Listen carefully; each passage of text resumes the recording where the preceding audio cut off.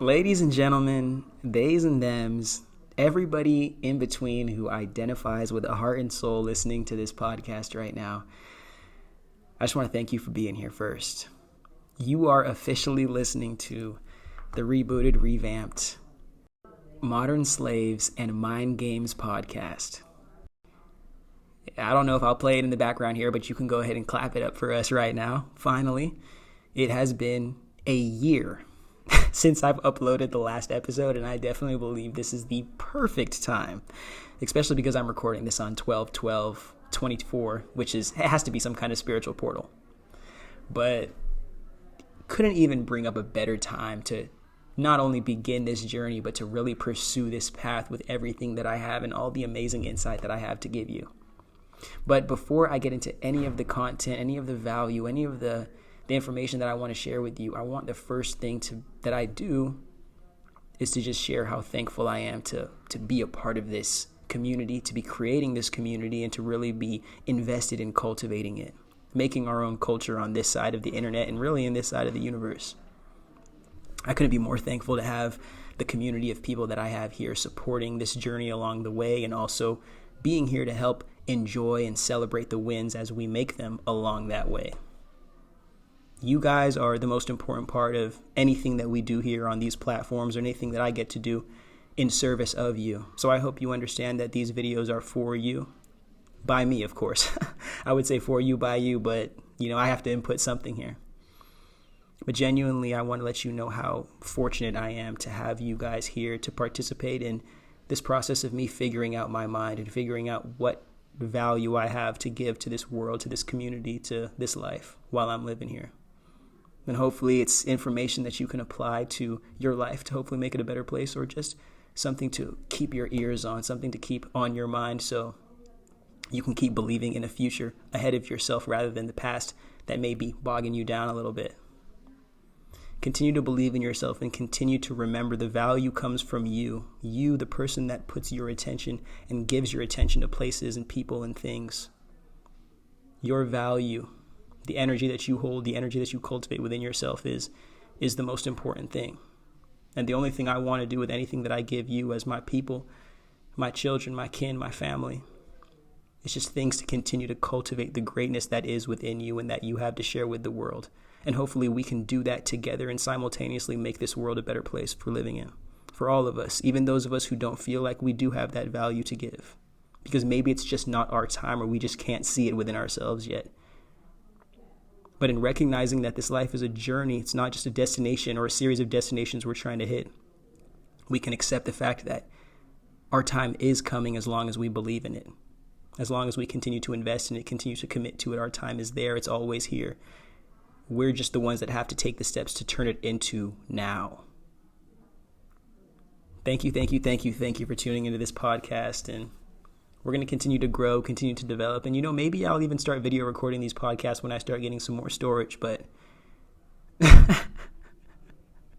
I'll get that thing figured out very soon. We're starting 2025. I'm not making no excuses about this stuff anymore. This is who I am, bro. I am a philosopher. I am an intellect. I am somebody who wants to contribute to the cultural zeitgeist, the cultural consciousness of my people on this planet, while we have the opportunity to self-promote and self-broadcast these ideas. Very, very, very, very, very fortunate to be in this position that I'm in, to give you this information, to be here. And I know I'm going off right now about this stuff, but you don't understand. I've always had the power to share this insight with you. I've always had the opportunity to do so. But it's the fear of rejection, the fear of judgment, the fear of not being able to handle all the pain that comes with not being accepted, not being validated, or being the weird one, the pioneer, the rebel. But in learning to accept myself and my path, I've realized that's probably some of the most beautiful parts, or that's probably the most beautiful part of my journey. How ugly it is and how beautiful I can turn it into, because I refuse to be a consequence of the ugliness. I refuse to be a consequence of how shitty it's been. I only want to allow that to inspire me to continue to make it more beautiful, more intense, more amazing, more passionate, more everything that I know I am and I know I have to give to this world. But that's never going to happen if I don't believe in myself first, and I don't share myself with a world of people and allow them an opportunity to get to know me, and beyond that, believe in me as well. This is more than just a series of conversations we're having. This is cultivating a whole entire new side of consciousness, and I hope that you're willing to humble yourself enough to be here for these conversations. As uncomfortable, as crazy, as scary as they might get, understand that we are crazy, complex human beings too, meant to endure these, meant to have these conversations, meant to be in this complexity, because we're built for this. We're built for this, bro. And for the world that we're walking into, bro, we're going to have to take a lot more time to invest in ourselves and invest truly in what our intentions are for our lives and the lives of the people that we care about. Hopefully this gives us an opportunity to start doing that. Now, with all that being said, I want to thank everybody who participates on the Patreon, everybody who's participated by purchasing some clothes from our Cosmic Nomads Rebel Souls website. We want to stay an independent media corporation, an independent media brand as long as we can. Stay away from the corporate influence, because you understand mainstream media is cooked because of that. And content creators and influencers, that's the future of that media, especially on the liberal side. So hopefully y'all can continue to donate and sponsor and fund your favorite creators, because they are the future. And hopefully you can continue to give them a chance to believe in themselves and continue to support themselves in a world that doesn't want creatives who don't follow the traditional agenda to have an opportunity to say anything or access the most beautiful rights we have, one of the most beautiful rights we have, which is our freedom of speech. So I thank you to all the people who've donated, all the people who've supported. And a thank you, I shouldn't have stumbled that, but a thank you to every one of the people who just watches on the outside, doesn't participate, just watches. Whether it's watching out of curiosity, watching to see me fail, or watching out of confusion.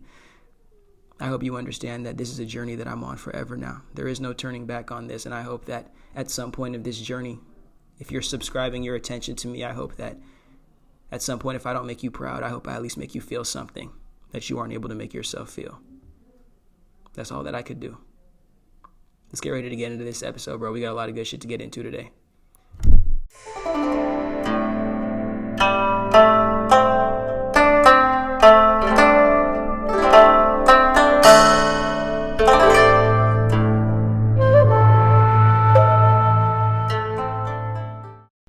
Okay, I have to preface this video by saying I'm not sure how you guys feel about the situation that happened to the United Healthcare CEO this past week. It is the 12th of December right now, so whatever that means to you, go ahead and figure it out.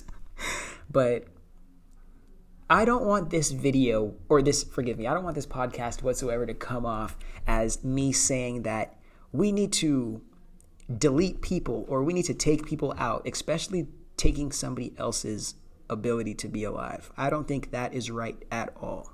I don't think that's what we as humans have the responsibility to do. I believe that giving and taking life comes from nature, and then whatever higher source you believe in beyond that, but giving and taking life comes from nature, and we as human beings are just here to create from our own well-being and cultivate from what has been created until it needs to be taken from us, and that's through decay or death.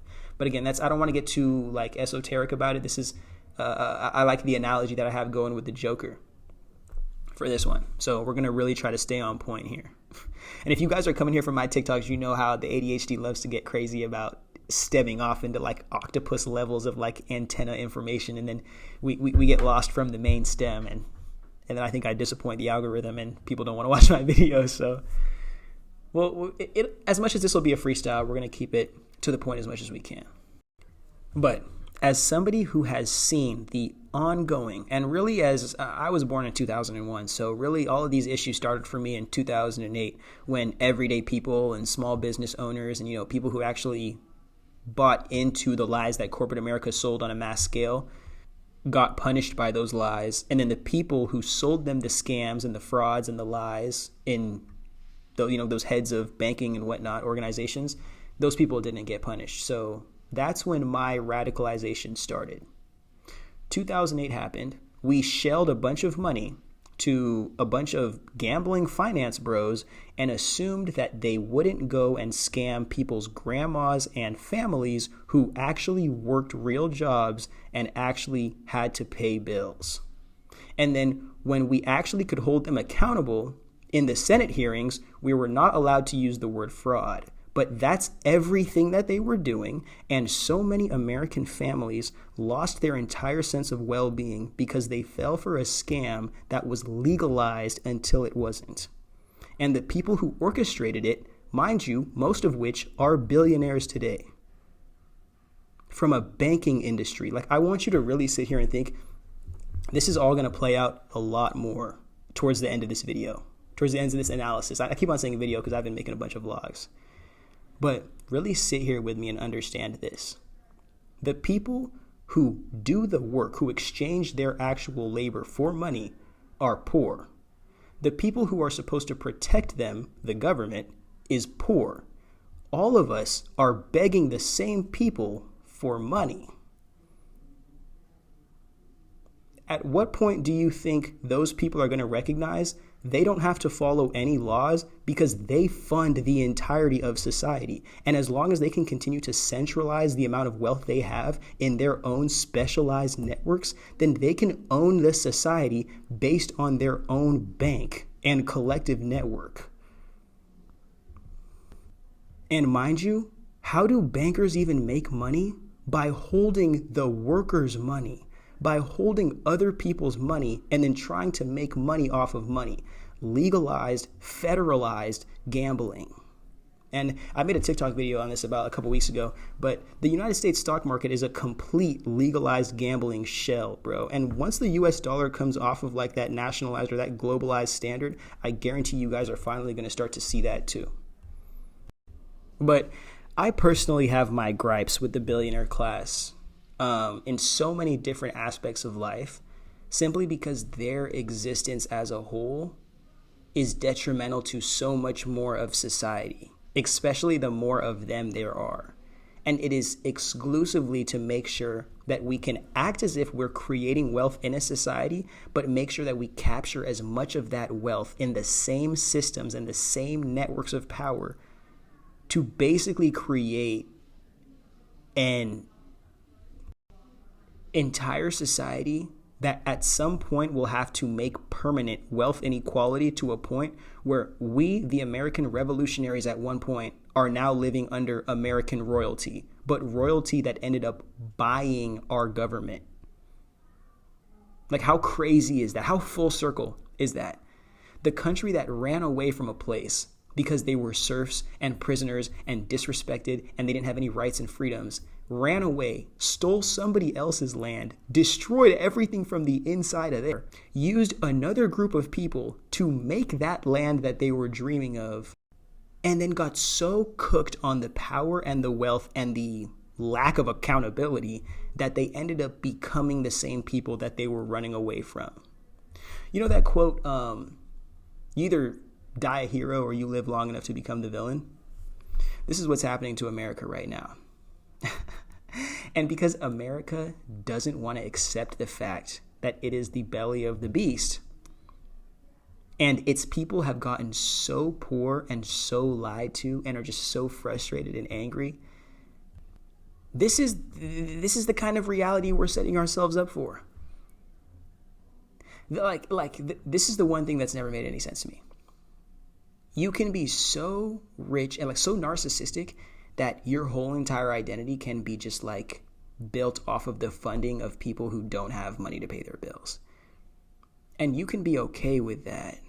But none of these billionaires are narcissistic enough to say, hey, you know what? Why don't I just pay all these people's bills? Or why don't I just eliminate that fee for these people so they only know me as somebody who saved them? It's in nobody's brain to do this. And one of the theories that I have in relation to that is because not only are they so narcissistic, is because so many of them are either inherited wealth or stolen wealth, even whether it's legal or illegal, stolen wealth. They don't know how to create any value. They only know how to acquire money. And money is a tool on a denoted value-based system, which was obviously created by the money holders and the people who made the money up. But remember this, most of these wealthy people, they're like human banks hoarding money created in the society, as much of it as possible, so poor people don't have enough to invest in themselves and break away, or invest in themselves and then create it or invest in and lobby a society to actually make it fair and hold the people who run the shit accountable. It's that weird thing of like, it's like me trying to figure out how like these white supremacist groups can end up saying, hey, everybody's welcome in this group, we're not racist, but then they're still like super racist. It's because you have to open up the opportunity to create wealth, to have success, to pursue the American dream. Open the opportunity up to everybody. Only make it viable for certain people, the people that you want to win. And usually those people are the people that you want to reinforce or be like inspired in reflection through society. So you're going to have some like Wolf of Wall Street character be promoted through mainstream media. So a bunch of like young white boys can pursue finance and then end up trying to pursue the same kind of success. But how is that even? Let's not get into that. But it's very intentional. So when the victims fail in a rigged game, instead of them being able to say, hey, this game is rigged and I'm not even supposed to win anyway, no matter how much I do, the victims we can turn it back on them and say, no, you're just not doing the criteria, or you're just not fulfilling the eligibility standards. And this is your fault. And if you were just better, you would be able to make something happen. And do you see how we sit here and continue to perpetuate systems of oppression when we know exactly what we're doing? We know exactly what kind of society we're reinvesting in.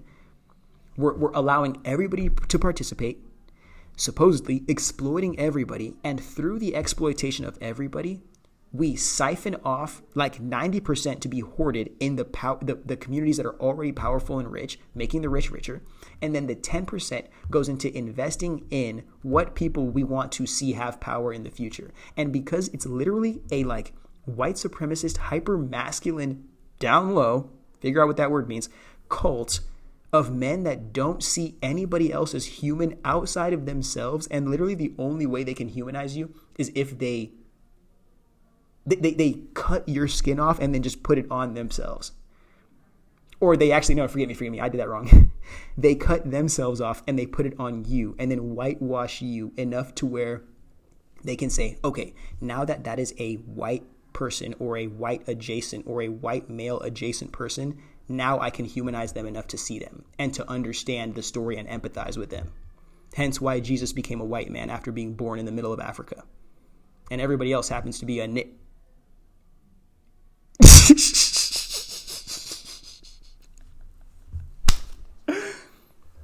And the crazy thing is, a little side note here, I was at, I think it was a museum. I think it was like a San Diego museum, actually, now that I think about it, with a girlfriend of mine. And we ended up seeing this like picture, this old, I don't know if it was like Roman, but a very old painting. And it was depicting Jesus and the disciples and kind of those olden times. These people were black with curly hair. Like they were literally painted black. And I'm not talking about the color black. I'm literally talking about like that deep, you know what I'm talking about, that deep Nubian black with curly hair, bro, and with big noses. You can't just sit here and tell me that these are not black people, bro. And it's in Africa too, bro. It's just like, I will never put anything beyond the white supremacist psychosis ever in my entire life, bro. But we're going to circle back to the main point that I'm trying to get to here. Something that I'm starting to see collectively happening in society is that it's not only this cult of white men versus everybody anymore. Like, it's not rich men manipulating poor men underneath the blanket of white men being able to dominate all marginalized people anymore.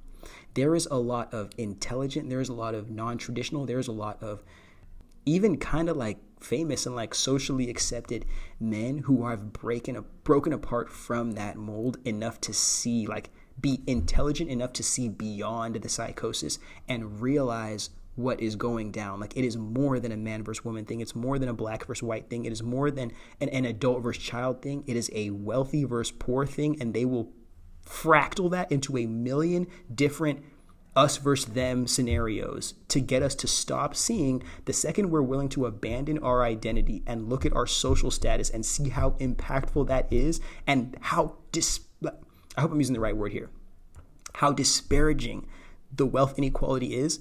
The only thing that we would focus on is making an equitable society that can properly allocate resources and facilitate the growth of everyday people, rather than justifying our suffering, justifying our pain and our lack because we haven't tried hard enough to be a millionaire.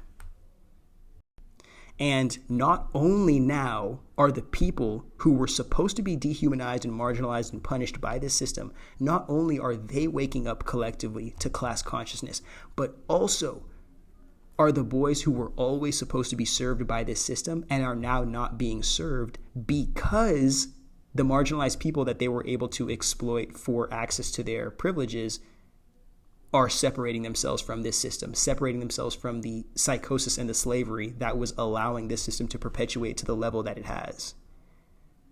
And with nobody being served, everybody is going to focus on the people who are being served.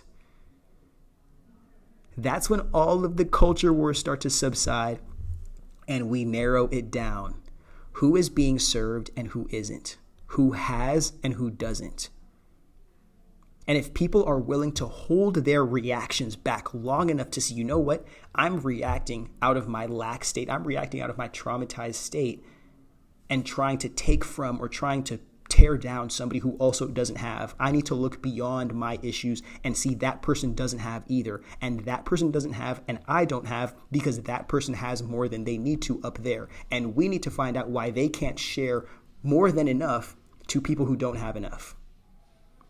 The second that starts spreading like a wildfire in the collective community of people, and mind you, it's being intentionally sabotaged by destroying the Department of Education, by not investing in welfare programs and services, by not investing in the youth and communities, because you don't want people smart enough to know that this is all a game and to have empathy enough to care about their fellow human beings beyond all of the us versus them identity culture wars that are meant to happen to perpetuate the rich versus poor wealth inequality. And this is how we find ourselves back to how the United Healthcare CEO passed away. Mind you, the greatest polarization of consciousness that I'm starting to see in America, beyond man versus woman, beyond black versus white, beyond everything, black versus white and the white supremacy thing, that's a close second to this, is wealthy versus the poor. And it's because it's so centralized and so just... Not only is wealth so centralized and the power that comes with it also centralized, but these people put themselves in incubators where they are only validated and are always given yes men fallacy, always given yes men, or yes woman. It's 2024 now. I don't want these white feminists coming after me.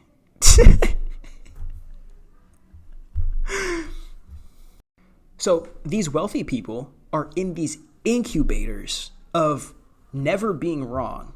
Mind you, this is if they haven't already grown up from situations where they're already never wrong, but they're growing up in situations where they're never wrong. Every idea they have is nuanced. Everything they say is amazing. Everything they do is innovative and visionary and pioneering. Like, nobody has ever told them, like, bro, all your ideas suck. You've never learned anything because you've been overly validated. You go to spaces to get glazed and nobody actually holds you accountable that you aren't the person that you think you are or you've been allowed to believe you are. People can't say this because so many people's reputation or opportunity is on the other side of appeasing these wealthy people. Look at that. Just automatically predisposed to humble yourself and serve these people. And they already have. Because their power also includes the ability to take yours away from you completely. Not knowing that you as a regular person actually have to work every single day to even pay bills enough to even be a functioning member of society, quote unquote, if you can't see that. Functioning member of society enough to have a voice. And mind you, the way that the thing that's helping you provide, like pay your bills and provide for your family and provide for your lifestyle is probably tied to not allowing you access to the full, authentic nature of your freedom of speech. So when something like what happened to the United Healthcare CEO, I'm sorry, I didn't even have the care enough to find out what this dude's name is. And I'm honestly not going to look it up after this either. The only person whose name I care about is Luigi Mangione or whatever, however you say that.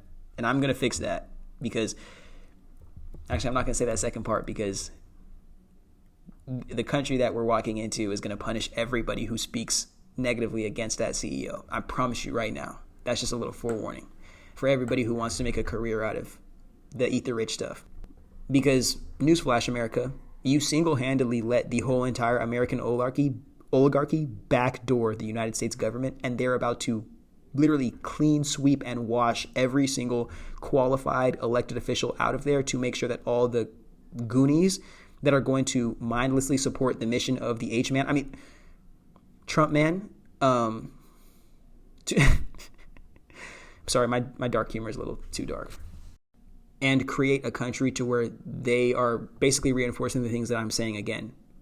Surround themselves with yes men, have access to all the power so they can leverage any situation, and then destroy any opportunity to have opposition to continue to reinforce the yes men fallacy that I'm speaking about. Or the yes men illusion that continues to protect their own insecurities and inability to address how lackluster and society deprecating their existence is.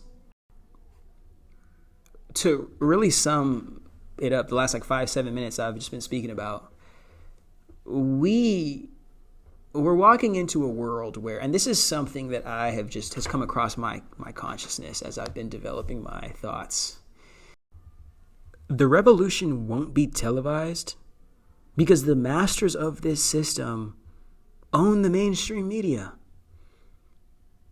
Do you really think the billionaire oligarchical, whatever that word is, do you really think they're going to allow on their press and broadcast stations the celebration of one of their own finally being held accountable in the only way that the poorest can hold the wealthy accountable? Through a solo guillotine mission, basically. This guy took the eat the rich, put them on guillotines, and did it himself. Said, you know what? None of you guys are going to help me. This is already crazy. I'll do it myself. Do you know how inspiring that would be to everybody who feels like they've been done wrong by corporations or by that corporate elitist class? You know how inspiring that would be if you left that on the news too long? I'm telling you, and this is why, again, a little side note into the regular world, Ben Shapiro is getting punished by his community of goonies who somehow just found out that he's a scammer. And they're even starting to realize, wait, you're defending this guy because you're in his network. You're in the same realm as this guy. You're kind of either walking your way up or you're kind of in the circles near Mount Olympus, just like this billionaire and his friends, making their riches off the backs of poor people who already have to work so hard to keep this country afloat. Acting like the billionaires are the people who keep this country afloat. No, it's the regular people who show up to their 9-to-5s. It's the people who show up to those jobs that nobody wants to do. It's the people who pay their taxes. It's the people who actually raise their families. It's the people who put themselves out there and actually contribute to the society. Those are the people who make this place worth living in. Those are the people who make this world worth existing in. Not the people who hoard all the wealth from the value that's extracted off of that. And if you poor people, because I'm pretty sure that's who's listening to my account, because I'm one of you too, if we could really, really, really start to see the value and appreciate the value that exists beyond just physical, monetary, fiat money and wealth, if we could truly start to appreciate the value that we have access to, that more times than not has to get sacrificed or suspended or even deleted for the sake of having access to these upper levels of wealth, I guarantee you the rich would start chasing us as to asking or begging for access to what we have and what we're cultivating, or just go out of their way to colonize it like they're used to doing, rather than us constantly chasing after them as if they're the people who have the value and not just the money. Again, reinforcing what I was saying earlier, the wealth that's extracted off of the value that's been exploited. And we're not just begging them to have access to the room where they don't have to play with laws and can exploit each other and exploit themselves to the gills based on whatever desires they have. Because they are more human than the rest of us who don't have access to such exorbitant amounts of capital. A thought I was having, before we get fully into this little deep dive, a thought I was having a couple of weeks ago too. I mean, it could have been even a couple of days ago. I don't know how the days work anymore. But a thought I was having sometime before today was that these wealthy people of today need to really start looking at the hood superheroes and the hood celebrities that they act like are so much less human than them. And to see that you can only walk around in your hood, in your neighborhood, not even just in your hood, you can only walk around on the street, bro, to people that you don't know with all that jewelry, all that bling, all that whatnot, bro. Especially to people who are hungry, bro, people who are starving. They don't know nothing but trying to get $1, bro, and ain't never had one. You got to start looking at how they moving, bro, and how crazy up your security is going to have to be moving forward, bro. I don't even think that billionaires and wealthy people are even going to be able to exist outside in the very near future. And again, this is only if they don't create a class or like a complete economy and society for themselves, leveraging the Trump presidency. Because again, I'm not like, this has nothing to do with Trump being president. This has everything to do with the American oligarchy and the hidden wealth class leveraging a president who only cares about having power in exchange for access to gut the entire sanctity of what we thought the United States government was. And another thought, we're not going to think in the next 25 years, we're not going to be thinking about Donald Trump's presidency necessarily, or Donald Trump the person. We're going to be thinking about the events that were inspired as a consequence of this transference of power, especially in a very, very, very crucial time in relation to wealth transfer and exchange in society and in the global economy.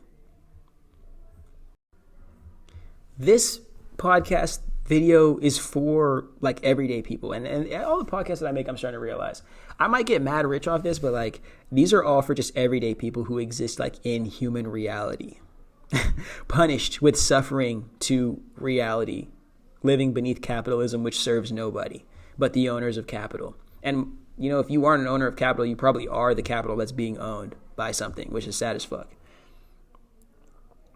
So let's get ready to get into this. It's not even like preparing for the analysis. It's the main juice of this episode. I just understand how long I take to set up the episodes, and people on TikTok don't have the attention span for that type of shit. And I realize, you know, I could really go and make like a 2-hour episode right here and just give you guys everything that I know. So now's a good time to truly, truly, truly see we need to appreciate what has been done and what has happened in the past week as everyday people, because this opens up the door to a completely new reality, bro. Completely new reality. And that's what I came here to do. It's this circumstance with Luigi Mangione basically just going all-star game MVP for poor people everywhere. It's so related to my appreciation of the identity of the Joker in the Batman, specifically the one that Heath Ledger portrayed, because I think that's one of the best movie villains I've ever seen in my entire life. But how understanding the radicalization of Luigi, and not like I'm going to get into his backstory or anything, just from what I understand as an intellectual person that also carries a little bit of empathy on the back end of that, and how Joker and Luigi expose the system so much more by losing, or by appearing as if they've lost rather than by actually winning this game that is this illusory battle between the rich and the poor, as if they don't have access to everything and they don't have the law behind them. And we aren't just going to get completely clean sweeped and just mollywopped by these people. I want everyday people to see the heroes that you're looking for are either hidden behind the masks of the villain, or the heroes that you're looking for are going to be found in the most ridiculous places, the places that you never thought you'd find them, simply because the villain, the real villain, has convinced you that they're the hero. And as a means of perpetuating their heroic status, they have to keep on manufacturing events to paint other people as the villain, so they can keep saving you, and they can keep serving your fear through salvation, rather than being able to show you that the only reason why you even exist in such a unequal, such a ridiculously shitty society is because these people want to play superhero, not because they actually want to perform heroic acts and duties. Now we're about to get real fucking crazy here. All right. This is a good time to get into this section, and I want to cut off these sections, but really I'm freestyling everything, so you're kind of just going to get chunks as I'm telling them to you. But if you want to see what the future of America is going to look like, or what the powers that are going to be have done with the power that they had when they did have leverage over a community or a society that they existed around, then you could just look at San Francisco and the explosion of Silicon Valley and big tech. Especially in recent years, in this like .com bubble age, these people are manufacturing Gotham City. And to the big tech millionaires and billionaires that are so fortunate to have an opportunity to live in such an amazing city, they continue to invalidate the consequence of their existence in this city by blaming the people who are on the street and who are homeless and who are addicted to drugs and who don't have access to proper care because of how ridiculous the increase in living costs were because of the immigration of high-skilled people and wealthy elites. And this is a perfect time to get into the real immigration issue that wealthy people aren't going to tell you. The immigration issue is wealthy people moving to your local city because they love the way that the sun sets at the beach. They love the way that the animals come out at nature. They love the way that this happens. And they don't believe that you deserve to live there if they're existing. So you need to get removed.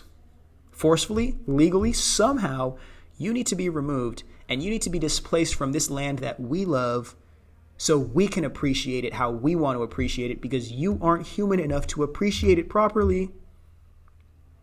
Whether that's a religion, whether it's a social psychosis, something, we will create something to validate that you are not human enough to be here. And we are more worthy fundamentally to access this land than you. Or our opportunity and the success of our opportunity, it's essential to take what you have from you. And then we'll promise you that we're going to give you something back on the back end of that, but it'll be nothing like what we took from you. It'll be nothing like what we took from you. There's no amount of justice that we can give you after what we have took from you. And trigger warning, because I understand I have a very diverse community and I have people from all kinds. So if you've been through any kind of abuse or violence, understand this is a trigger warning for you guys. But this is the rape of a community. Entering somewhere, say that Northern California was a woman, and big tech is the man from the East, and came here and not only colonized but corrupted and took everything. But the woman that is Silicon Valley in Northern California still exists.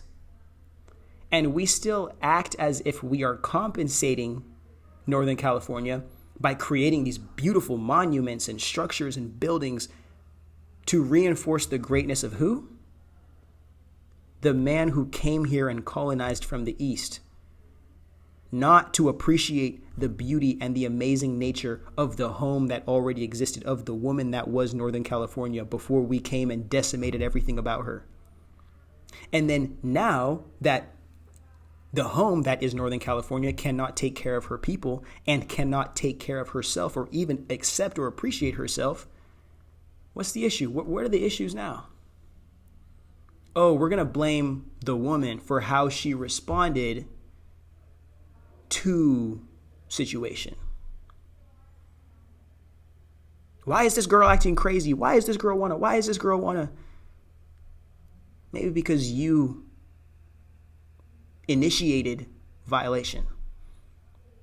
And there needs to be some kind of justice on the back end of that. But again, just like I was saying earlier, no amount of justice is going to compensate what your actions, the person who colonized, who corrupted, who took, nothing that you can do on the back end of that will compensate what you have taken from that person, from that woman, from anything.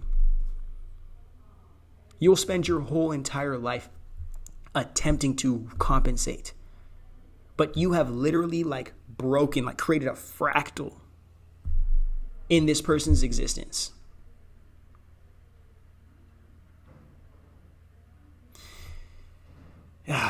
It's just so difficult for me to see, especially as it's being revealed now, what wealthy people actually do with their money. They're out here going to parties with underage kids and taking all of these ridiculous kinds of drugs and doing all kinds of crazy stuff. These are the wealthy people that we are supposed to believe are the most high and mighty, most human people in society. That makes me infinitely more mad than what the consequence is of them extracting wealth and value and not reinvesting in these communities.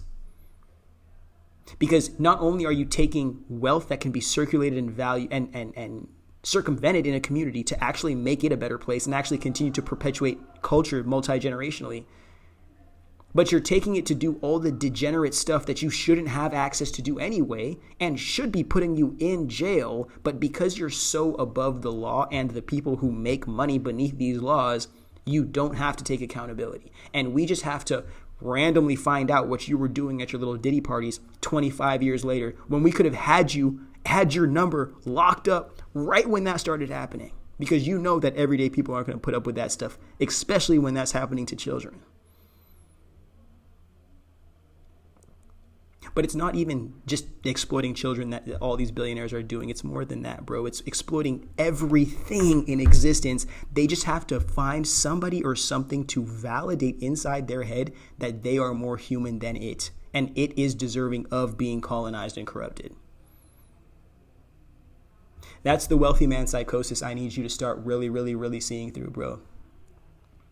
Stop fetishizing a life where you don't have to get held accountable and you don't need to take responsibility for the actions that you put onto the world and its people.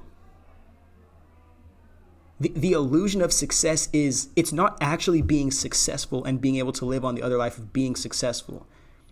The illusion of success underneath the system that we live under is just not being able to be held accountable. But I know the illegal immigrant thing was I didn't finish saying that.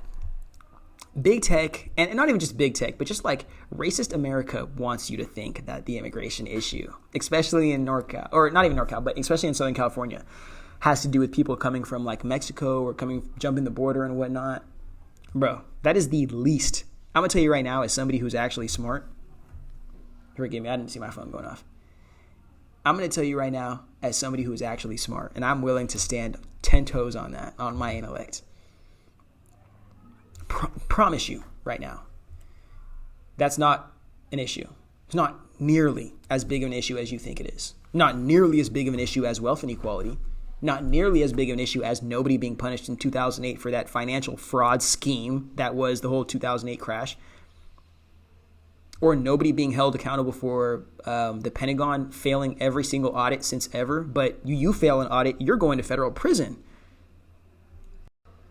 This is the illegal immigration that ends up destroying our society. Again, you know that analogy that I was making of a man coming from the East and corrupting this woman from the West. Now think about this. It's not only that man that comes from the East to corrupt the woman from the West, but he comes and he enjoys the West so much that he brings all of his friends over from the East and from wherever else he's been that want to also join in on the exploitation process. But the first time he did this, it wasn't friends. The first time this man did this, he had to build his country with it. So, the colonizing man from the East, if you want to call it that, brings Africans to America to build his country. I want to believe that's the first industrial revolution, but people don't want to say that because you don't want to accept the fact that human beings were the tools. Like, you want to somehow assume that like slave masters were humanizing whatsoever. These were human tools, bro. Think. And if they're human tools and they can influence industry and economy to that extent, that is industrial revolution. Slavery was the first one. Now, this is all going to tie in. Stick with me here. I'm going to keep on reinforcing the point that I'm trying to get to so you don't get lost. Me, the capitalist, but in this case the colonizer, takes highly skilled labor that I have to convince is not highly skilled from Africa to the Americas to build my country and to come from the East and to take over the woman of the West, colonize and corrupt the woman of the West and all of her children. So my highly skilled labor enters the economy that was also just made up, enters the economy, destroys opportunity and resource allocation for everybody who already existed in the quote-unquote market or the society in favor of the productivity and the profit margins that come off of exploiting this other highly skilled labor. That's in American history, that's the earliest form analogy that I can make to the point that I'm coming across here. Now, this is all about the capitalist class taking over somebody else's land because he thinks he can make money there, and then replacing the people who had opportunity and access there with other people who make the capitalist more money while destroying the culture of the people who are all beneath the capitalists. Where's the next place in society that this analogy relates to? Oh, Silicon Valley and big tech. But instead of forcefully immigrating illegal immigrants, which at that time were slaves, instead of forcefully doing it, you create the opportunity like a gold rush and say, hey, this is where the next billionaires are going to be made. This is where the next main industrial revolution is going to happen. We just sold all of our blue collar workers to the East, so we're going to have to get some kind of high skilled labor, okay? And because we're not investing in Americans to be high skilled laborers whatsoever, we have to recruit them from outside of the country. And guess what? These people come from outside of the country into the country where there already is not opportunity for the people who live there. And these people take some of the opportunity that already doesn't exist for the people who live there. And mind you, this is fully legal because it's creating economic value for the capitalist class. The only reason why these people don't like, other than just being flat out racist, the reason why these people don't like immigration coming from the South is because it doesn't provide economic benefit and growth to industry to these capitalists. The capitalist would let you kill Jesus if it made them more money than letting him live. And that's what they did.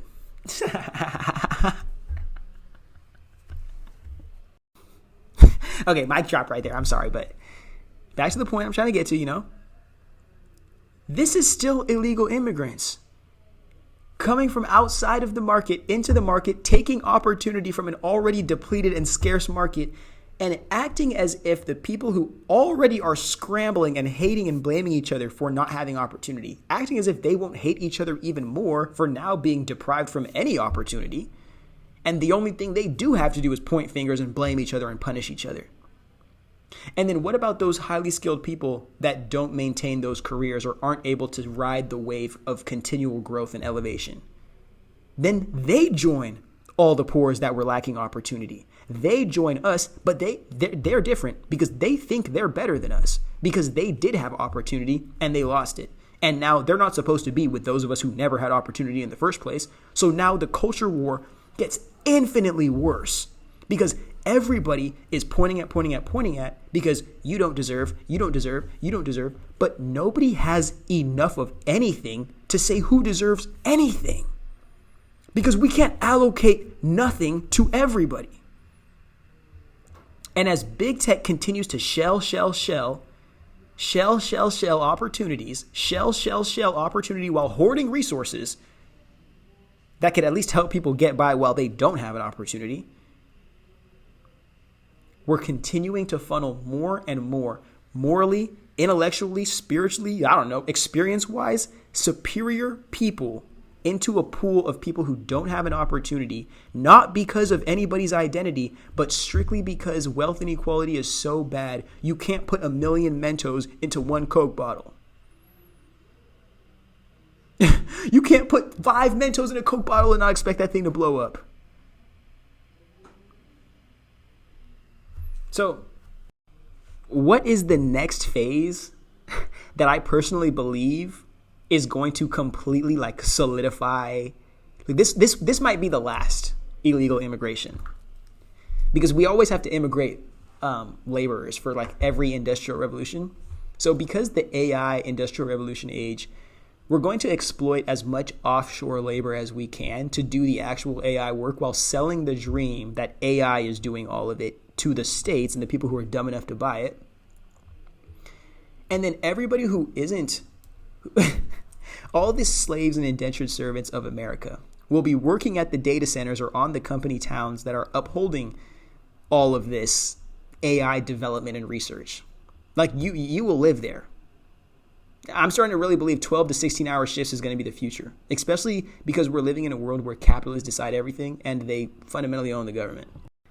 But artificial intelligence, especially when if you want to call them agents or the robots, when they start to come into the mainstream and start to get utilized to replace these highly skilled human laborers strictly based off efficiency and productivity, because the capitalist is going to do anything to cut corners, spending money, while also doing every single thing in the book to get every single dime they could possibly get and more if somebody else isn't keen enough to see that they're leaving something on the table.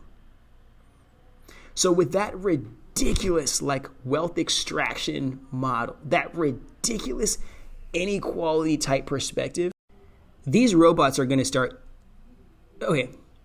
big tech is going to go through ridiculous mass layoffs over the next 5 years and not give any explanation as to why they're doing it, especially when they should be hiring more people to work for artificial intelligence. There should be way more opportunities because of that and because it's so new.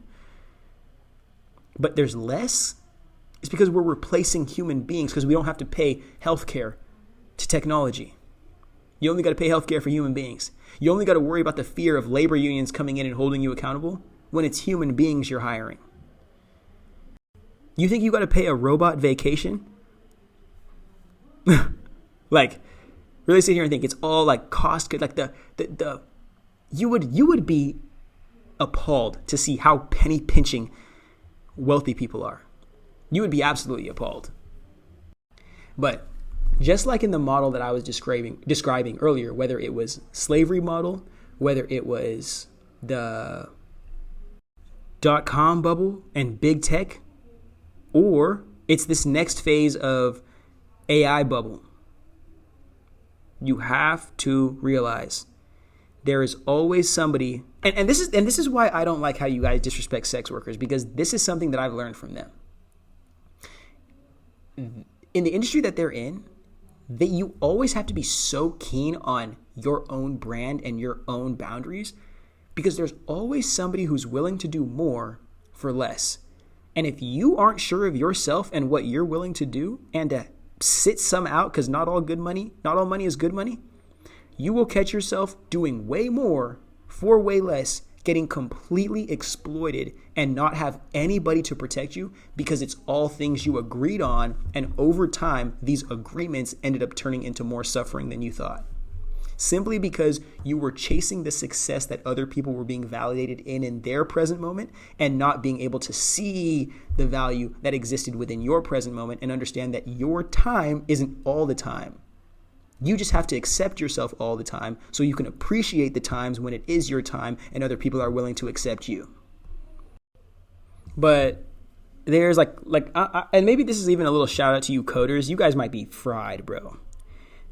You guys aren't competing with the current job market in the United States. You're competing with every young kid who knows how to grapple on coding and AI faster than you did when you were starting to learn it. You have to compete with every single person from every one of these leading first world countries that's going to come to the US to be a part of the new American dream, because America realizes how many of our actual people don't believe in the old one. The new American dream is literally getting sold to other people. Specific illegal immigrants, mind you. While the American dream that's being given to current Americans is just like sedation. Like, please don't wake up. Please don't seed through this. Just keep believing. Just keep going. Like society is wrong right now because you're depressed, because you're a hater. That's what our system is telling us. Society is wrong because you're a hater. And then turning to other people, walking outside of the relationship that our government has with our people and saying, hey, you want to come over here and get some opportunity that I'm not going to give to my own people? You want to come over here and get some loving that I'm not going to give to my own wife? I'm not going to give to my own spouse? That's what America is doing to us right now. Telling us, I'm just not in the mood. And then going out and being in the mood for everybody else. So, the next social caste system structure will be the oligarchy, wealthy elite, who are now going to be untouchable because they will be protected by an entire new class of artificial intelligence robots that are just empathyless because they're not human. They don't come with souls. They have to get programmed by people. And those people who program them are probably soulless too. I'm sorry I had to say it.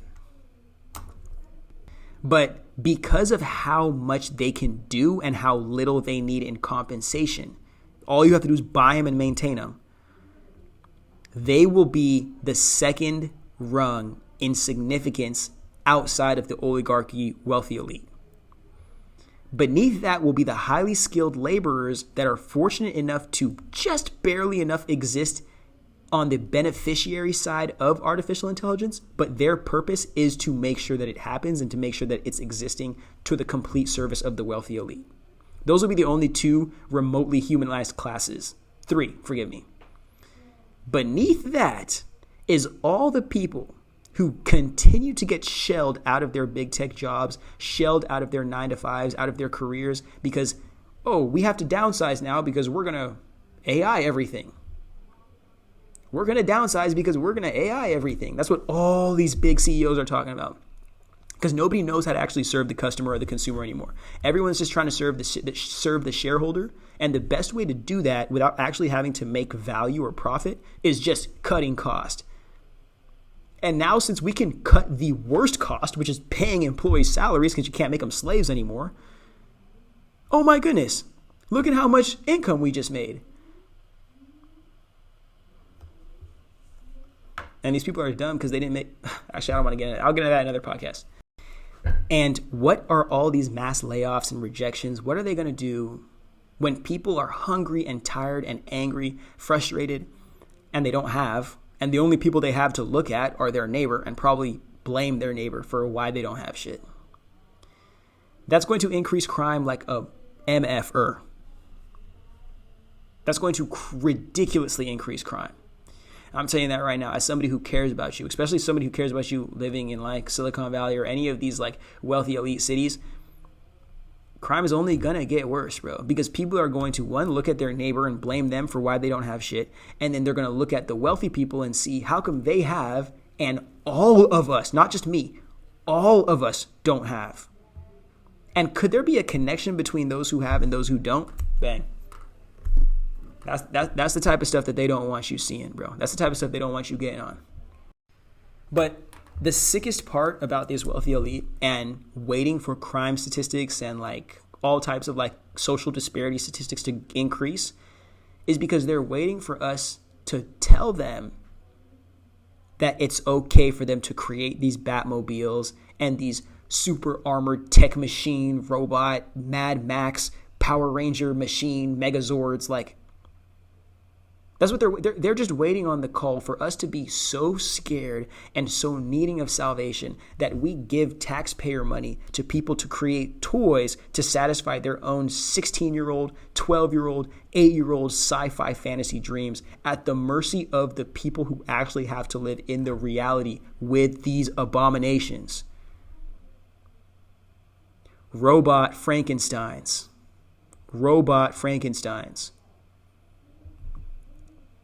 And what's even worse is that somebody like Elon Musk leading the charge it's so ridiculous because it's somebody who's never known about the value that needs to be produced, like from the ground floor, grassroots level, to actually make a company successful. He's only ever been able to skate from the top of companies and leverage investments in networks and his own personal fortune to be able to make things happen. And then just enough money to like quiet down all the things he doesn't want revealed.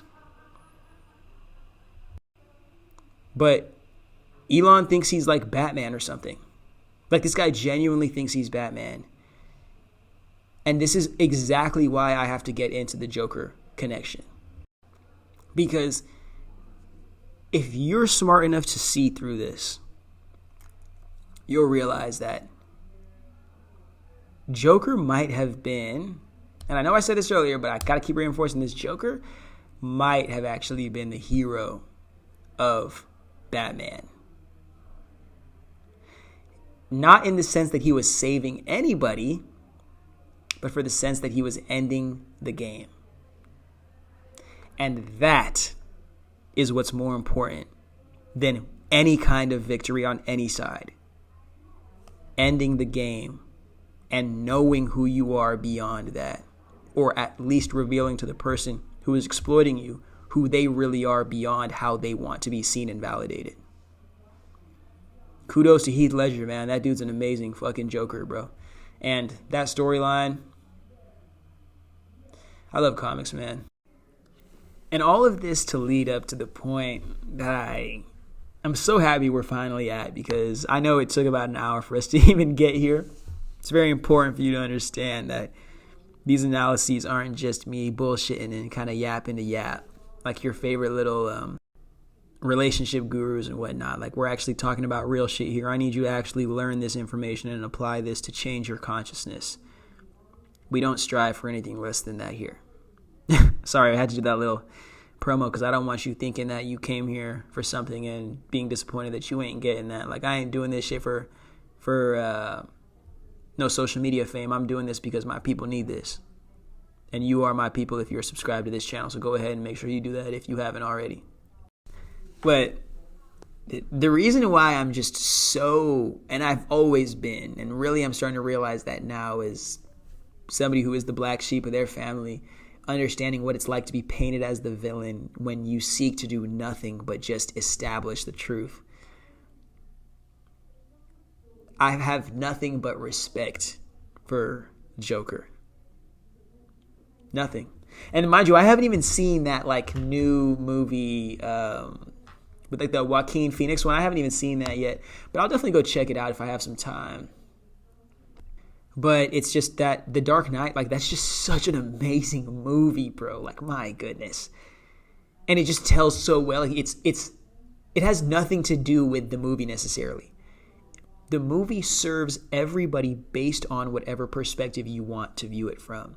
And when you receive it from humanizing Joker instead of attempting to humanize Batman, because they basically love bomb you with Batman telling him, look at all of this, or not love bomb, they trauma bond you with Batman saying, look at all of this nasty stuff Batman had to go through. This is why he's like this. Literally nobody else gets that level of glaze, bro. And it's doing it for the sake of you seeing him as a hero and not seeing anybody else as a hero or potentially as a hero because they decided to make different decisions after the circumstances that they came from.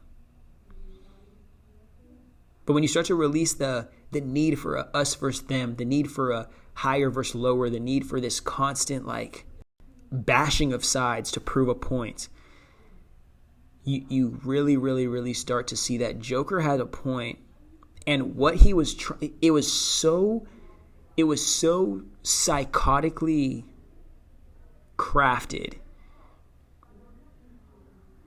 that it was clear. But it's only clear to like crazy people. And as somebody who considers myself crazy, I have to explain it to you. I feel like I'm like giving y'all blue balls just leading up to this point. But this is the thing that stung so hard when I was starting to, I guess you could say do research for this, but I really just hold everything in my head. When I was thinking about making this podcast, I was realizing that Joker doesn't nearly get the credit that he deserves. Because one of the most amazing things that he does, and I don't know if he does this directly at all, but attempting to put myself in his shoes, he wants Batman to understand he doesn't exist at all. Now, I know that sounds crazy, but really sit here and think like this.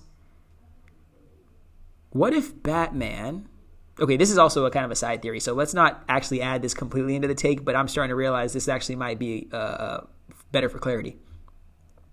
What if Batman is so isolated and traumatized, he is in psychosis at the worst, or at the least, and at the most, he's schizophrenic, and Batman needing to find purpose that makes him feel like a good Samaritan, but also compensates for the amount of pain and suffering that was unnecessarily forced onto him at such a vulnerable age, he has to be the hero.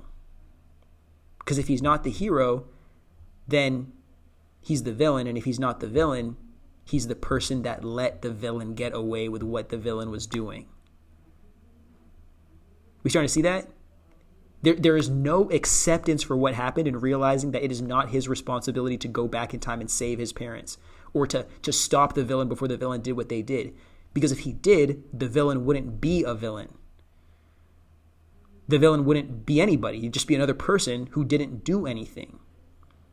And there's circumstances that you can't control in this life.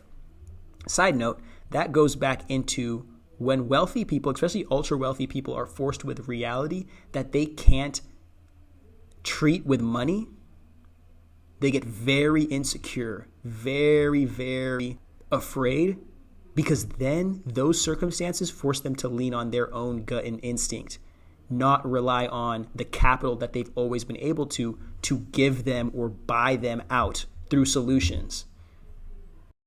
So why is the Joker's role so important, and what is he reinforcing? It's important because, just like I was saying, the Joker doesn't exist outside of Batman's head. That's the wildest thing I even got to. The only reason why the Joker exists is because Batman needs to perpetuate or needs to literally manifest villains so he can be the hero after manufacturing opportunities to save people who don't have the insight to see that this is all a game. This is all money hoarded, creating issues, and then money spent to solve the issues instead of money being invested in the areas that it was deprived from in the first place to create the issues in the first place. And the issues being created and not solved with actual value or not compensated properly, those issues over time create the villains. So look at this. Batman has to accept the fact if he finally puts an end to Joker, the only villain left is himself. And the final act of justice is to hang it up. And then after hanging it up, maybe start utilizing or allocating some of the resources that he's been hoarding underneath Wayne Enterprises to actually, I don't know, turn Gotham City into a place where people aren't just turning to crime to pay for their basic bills when Bruce Wayne has never known what a bill was his entire life? Like, are you starting to sit here and think? It's at the least, he's just trying to save other people, or trying to save himself by saving other people. And at best, or at the worst, really, he's schizophrenic, and he's perpetuating his own personal schizophrenia onto society as a whole and punishing other people who are being disadvantaged by systems that he can benefit from because he feels like that's what justice is, not being a billionaire.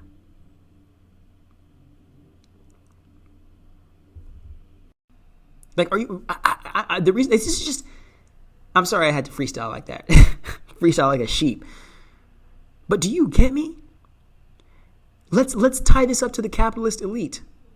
If they didn't go and colonize an area and then extract as much value and wealth as they could and then create a bunch of laws to dehumanize the people who already existed there for the sake of existing, they would be the villains that came and took somebody else's value and destroyed it. And have now started to own it and gamble it. They are the villains. But no. They came there to save us. And they can hang around in incubators of their own wealthy friends, of their own yes men, dick riders, if you want to call them that. They can hang around those groups all they want to continue to say, you know what? There is a reason why I'm so exorbitantly rich. There is a reason why I live this life and so many people have to live in squalor because of it. And you have to only keep the people around you as a wealthy person that tell you that you deserve what you have and other people don't deserve to have their basic needs met because of it.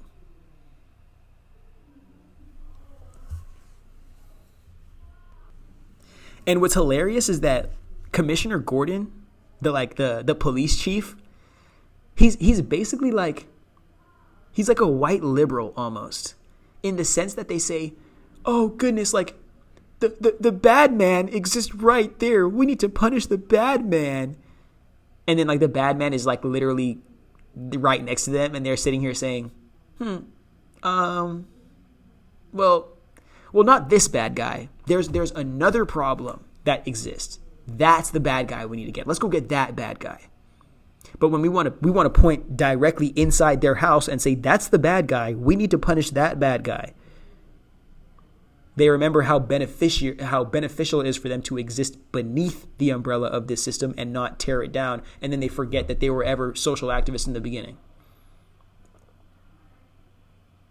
So the person who actually has the legally authorized power to solve crime in the city, the commissioner, plays backseat to the billionaire who just invested in creating all these toys to further destroy the city to perpetuate his own games of cops and robbers.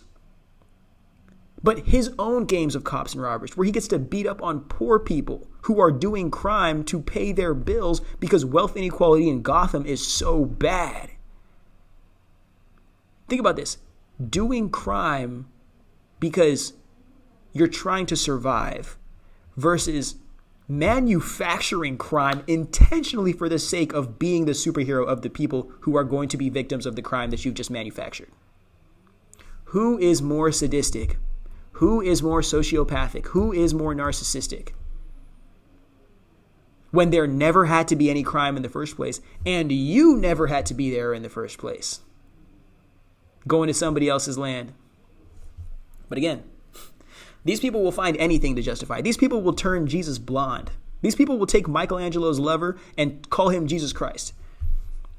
And then say that a blonde man, or not even a blonde man, blue eyes, a white man with brown skin, a brown hair, whatever.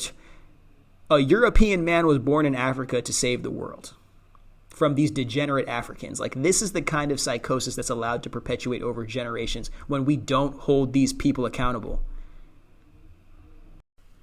And you might actually want to call me kind of crazy for calling Batman the villain, because but Dark Wizard Disney, Batman has a no-kill policy. Batman isn't gonna do those negative things. You know, there's an even deeper, darker, more sadistic reason as to why that's happening.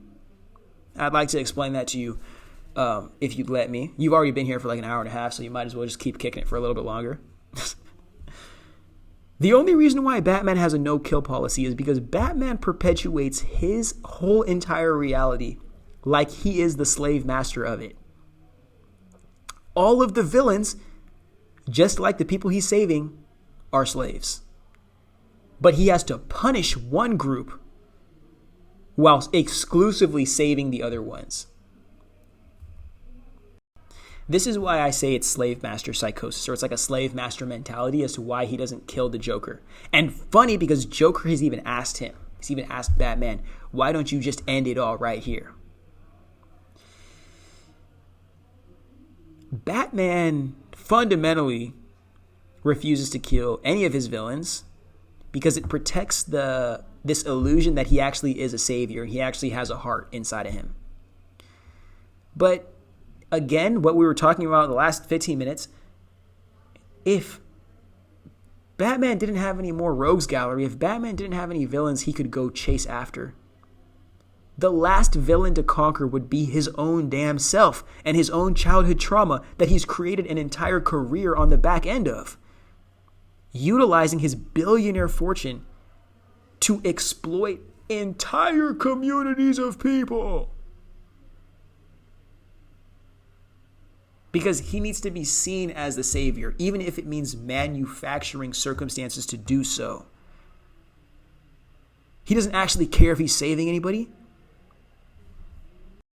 And not killing his victims, that's what they are, but not killing his villains, as dark as this is to say, continues to allow opportunities for him to be the savior, be seen as the savior, and just like hits of a drug, reinforce in his own brain, hey, I can't be in the wrong. Like, look at all this stuff that I'm doing. Look at everything that I do for these people.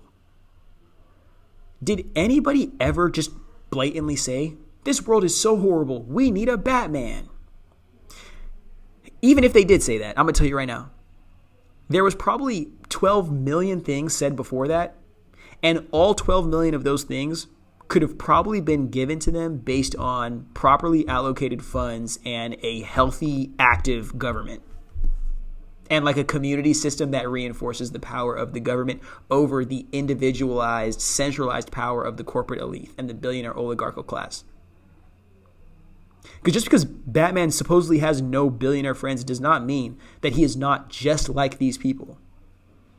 Extracting wealth, using it on stupid, self-serving desires, and punishing the rest of the world for existing in a reality with him where he doesn't go to therapy. This turns the villains that he's fighting against into the slaves because, this is a perspective that I came to studying just Black history myself, period. The slave's only salvation, other than freedom, is death. That's why we have to create a whole entire religion. And I'm sorry to all my active believing Christians who are still perpetuating that European psychosis. There's good people in there, but you're all subscribing to psychosis. I'm telling you right now. Figure out your good humanity outside of that and then come talk to me and meet me on that side of life. Don't try to convince me that the only way I can be a good human being is being a Christian. Be a good human and then tell me how that creates a good Christian and then influence me on that. Don't try to tell me that just because you're a Christian, you're a good human now. But that even perfectly lines up with the reason why slave masters decided to utilize Christianity to maintain their slaves rather than actively letting the African people that they stole from their land continue to practice our own forms of spirituality and self-acceptance. Because you can convince a human being that another human owns them, and for their whole entire life duration, they are meant to be. Their main purpose is a slave. Their meaning is slavery, and their purpose is slavery. And the only salvation they get from that comes after they have given their whole entire real life to being a slave. Imagine how beneficial that is to a master who needs to own capital as long as possible. And the only thing that's going to break that is the conscious awareness of a slave recognizing that they are free and that they are a human being. And they don't deserve to be owned by any human being, no matter what fucking systems are made up, because the laws that are made up were made by human beings who owned other human beings anyway. Not by human beings who respected the humanity of other human beings enough to know that humans are autonomous and we have to consciously collaborate. Shit, it's too many mic drops here. I might as well be slamming my mic on the ground after I say any of these things. So although you guys are probably going to try to cancel me for saying that Christianity is a slave master's religion, I just want to reinforce here. What other religions, and I know there's a handful of them, the leading ones, of course. There's a monopoly on religion, a global monopoly on religion, if you want to talk about it. But the master has to create all these stories of hope and inspiration and love and like achievement to fetishize the suffering of the slave. So the slave thinks that freedom is too scary to achieve, they aren't worthy of freedom, or that death is worse than being a slave. Let's actually tie that all the way up into this other clip that's just banging in my head right now from that Killmonger monologue from Black Panther, the first one, where he's like, I'd rather join my ancestors in the ocean than live like a slave. Or something along those lines. Absolute. Let me actually look that up because that's some of the craziest thing I ever said, bro. Let me actually look up that Killmonger line. Hold on 1 second. I'm going to get it for you. Listen to this absolute freaking heat. Just bury me in the ocean with my ancestors that jumped from the ships because they knew death was better than bondage. Like, are you sitting here, bro? Like, I'm telling you, bro, I might actually start crying right now just how real that is. But really sit here and think the only way a master can perpetuate slavery to conscious human beings, the only way a master can do that is fetishizing the suffering of the slave and then creating this cult-like groupthink, which stops the slave from feeling valid in that pursuit and that natural desire for autonomy and for freedom.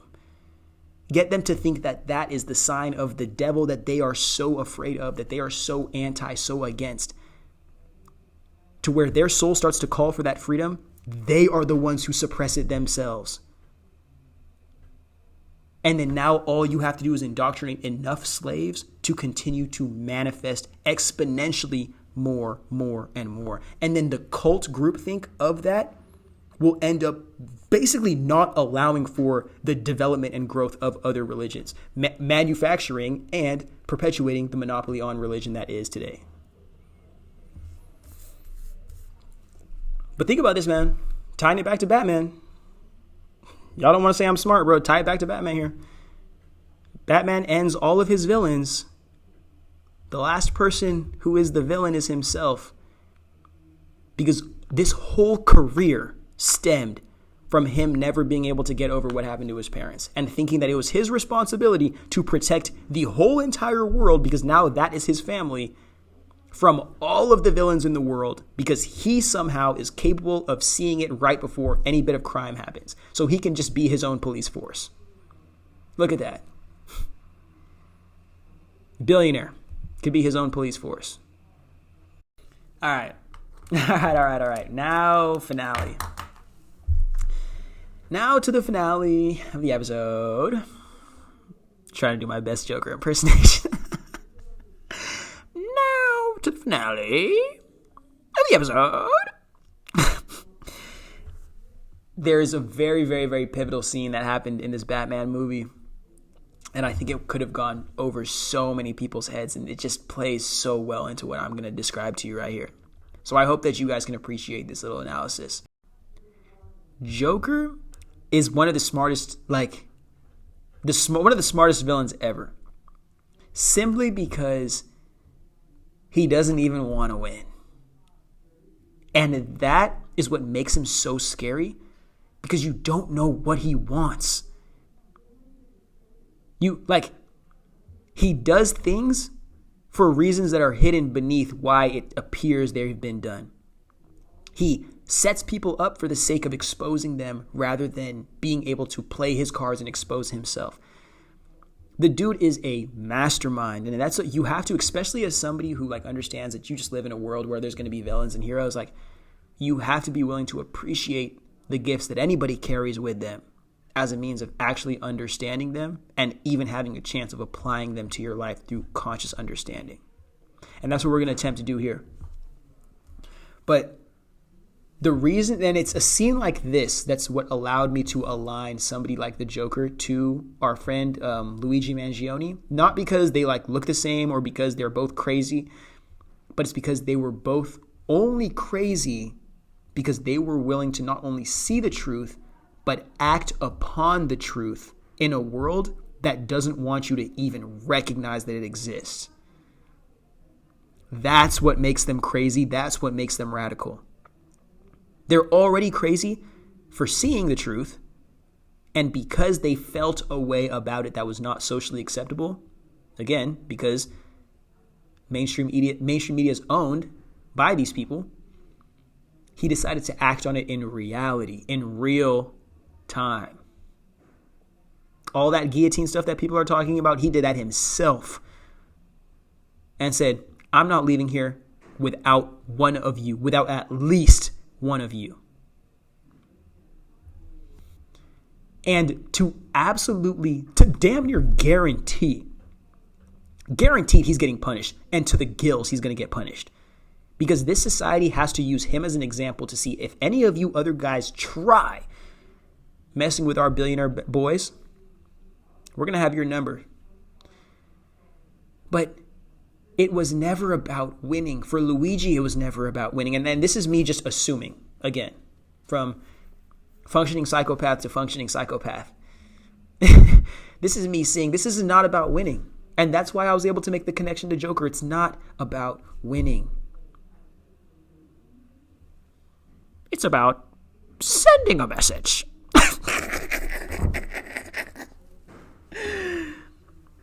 It's about sending the message. And that's something that a lot of you guys are just not crazy enough to see. Like, I'm not throwing this punch. Okay, this person set me up and then I got beat up, or I got like mobbed by like some dudes and I just got beat up, right? This is a made up story here. So I get set up, I got beat up by a bunch of dudes.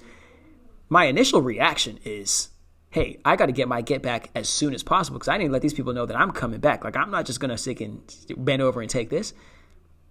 But a psychopath sees, why can I not set this person up? If I want revenge on this person, why can't I set them up to be the cause of their own demise while signing the suffering with my name to a level where only that person knows that I'm doing it? See, this is the kind of information that's going to get me actually sent to federal prison. So I'm not going to give you too much more on that. We're just going to get into the genius of Joker and Luigi here. And the perfect scene to clip out and speak on is where Joker is in a bank with his other felon friends, and he starts to burn the money that they just spent all their time trying to heist. And Joker keeps on saying, it's not about the money. It's not about the money. It's not about the money. And to the average mind, you would sit here and see, like, what do you mean? Like, you're a criminal. Like, you're going to get beat up by Batman every single time unless you get some cash and you buy your way out of this game, like this hamster wheel of doing crime for cash. That's what everyone's doing it for, right? You assume so. No. This dude, Joker, understands his relationship to Batman, and he understands that Batman could never kill him. And he understands that Batman never will, because that in itself exposes Batman's truth. What makes Joker so much smarter is because where he concludes here, or where he finishes that it's not about the money. He says it's about sending a message. In sitting there and being able to burn all of that money, especially in the face of people who need it, who literally made a living out of crime to get access to money like that. And also to burn that much money in a world, in a society or a city where wealth inequality is so bad. The only thing that's dying with that money are the people whose whole entire identity and sense of survival exist within that money. Joker understands the power that he has is simply to be able to play the game and to be able to hold on to his life while he's doing it. It's got nothing to do with the money that you can make from this or the money that you can hoard. Because Joker knows what it's like to have absolutely nothing. So if you take away all the money from him, he's still himself. And that's who he's made his identity from. His real self, his real experiences. And it's almost, if you think about it, he's the evil twin of Batman. He's the person that was punished by reality. And instead of deciding, oh, I'm going to save everybody from ever being punished by reality again, he said, I'm going to punish you back for doing this to me, for leaving me like this, for letting me live in a world this cruel. I'm going to punish you back. And Joker is so intelligent, he realizes he cannot punish the system back or even Batman back by attempting to play on their level. What kind of technology does he have access to? I mean, he has laughing gas. That's it, though. This guy doesn't have Commissioner Gordon in his back pocket. This guy doesn't have the billionaire elite in his back pocket. This guy doesn't have access. So Joker knows the only power he has in this whole charade is by recognizing the truth. And the truth, knowing that the truth that he holds is powerful enough to shut down the whole entire game. Because he knows this game is what gives Batman life. Being able to be this person, being able to have this identity, and to feel like the Good Samaritan is what keeps Batman alive. It's the only purpose he's ever been able to find in this life, where he's been given everything and taken the only things, or having the only things he's ever wanted taken from him. So the Joker understands as long as he's allowed to play the game, there's nothing to fear. Because as long as this Batman exists, he has the fortune of existing as well. And that even makes me think that even when the Batman would go on a hiatus, the Joker would make sure to say, oh, I'm going to come and terrorize the city for the sake of keeping Batman on his toes. Because what's the fun? The Joker literally gets his fun out of playing the game, out of distracting, taking time and attention and energy and resources out of Batman. To give him the spotlight, to give Joker the spotlight that he never had, that he always wanted. And he gets to play with Batman, the superhero that calls himself the super intellect, the super martial arts athlete, the super everything. This random crazy psychopath playing him like a fiddle. Now, you might actually ask, like, well, Disney, Dark Wizard, Daddy, what is this message that he's sending? The message that's being sent is an expose of not only the villains, but how all the problems in this specific society are manufactured by the heroes, the people that we call our heroes, so they can reinforce or have more opportunities to reinforce how heroic they believe they are. So they can broadcast that to the world and then utilize that as PR marketing and leverage to prevent the rest of us from seeing how they really be. Heroes who've been given access to everything in this life, especially that's why I'm glad Batman was a billionaire. That's a very, very important aspect of this whole thing as well. Because Batman never had to work for anything.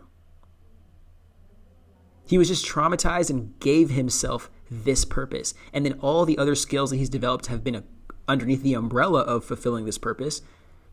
But the purpose is rooted in something that he had no means of controlling. And by doing that, by attempting to control the uncontrollable, he now has created a society where he has to dominate and control as much as possible. And then cover it up by saying he's executing justice. They're doing it. Joker, it's so funny. And the name just Joker is hilarious too. Because Joker exposes the heroes are crazier, if not just as crazy as the villains that they're protecting the vulnerable from. And all it takes is the right set of circumstances and the right opportunity to expose that. And Joker understands he'll win the game not when Batman loses, but when there is no more Batman and Joker. There is just the human beings that sit behind the mask and can't exploit each other to promote their own self-created image. And the Joker and the villains, the rogues catalog, it exposes as well as these wealthy people, these wealthy elites, they're in these incubators of yes men so much. They don't understand the humanity in or the people that they're exploiting as a means to access that kind of power. And they also don't understand that people are hungry. And they're looking like food right now. So, final thoughts, little final conclusion before I beg you to spend money with me, because I'm a businessman before I'm a billionaire bastard, before I am an intellectual sex symbol, before I am a superhero. So, before I ask you to do any of that and to participate in more aspects of my life as if privacy means anything to me, I want to leave you off with this final piece. And hopefully it means something to you. All right? The reason why I decided to call this video what I called it today, Joke's on You, is because this whole Joker analysis puts us in a position to see a very, very, very interesting truth. The joke is only on the people if the people don't utilize this opportunity and this surge of inspiration to do something, to make the next opportunity happen, to take the next step and the next step and the next step. The joke is on the people, just like that. I think his name is Aaron Magruder, the dude who burned himself. The joke is on the people if an event like that happens and the people continue to stand still. It doesn't need to inspire an entire revolution. It needs to inspire the next step, the next step, the next step. And we need to keep going on the next step until we've traversed the whole entire path or we've created the home that we're trying to live on.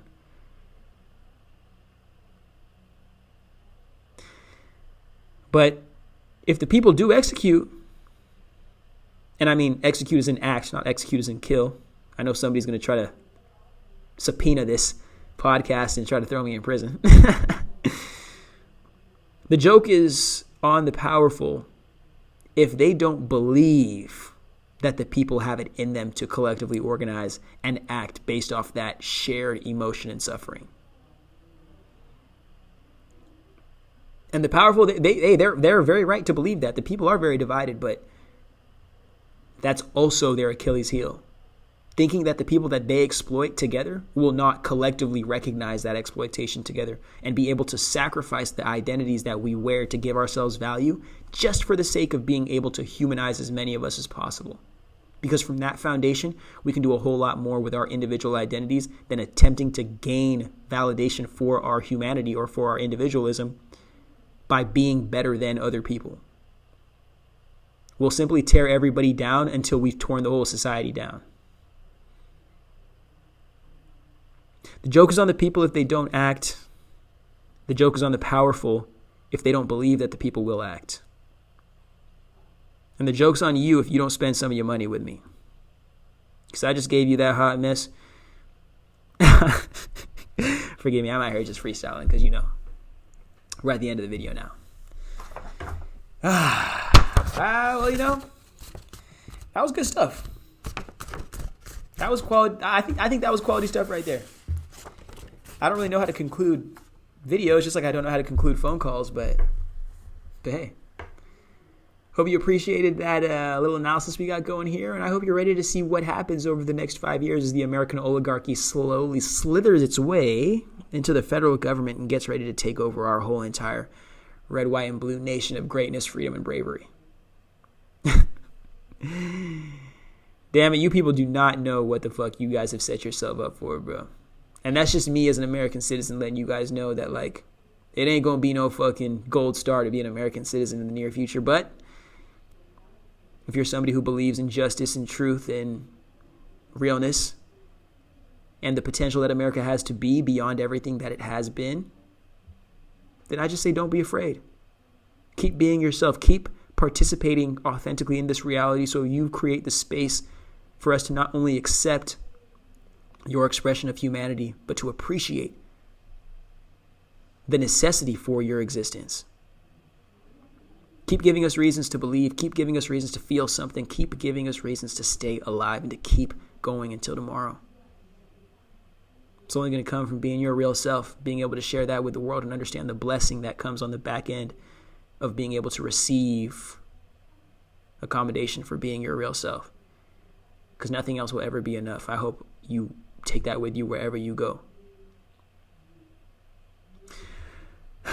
To all my real people, all my members, you're early. You're way, way, way, way, way too early to this mission that is Dark Wizard Destiny. But I'm thankful that you're here. And I'm excited to just show you guys everything that is the journey of going from nothing to something, bro, and trying to make that shit last forever. So hopefully this tingles your little brain cells and gave you a couple more.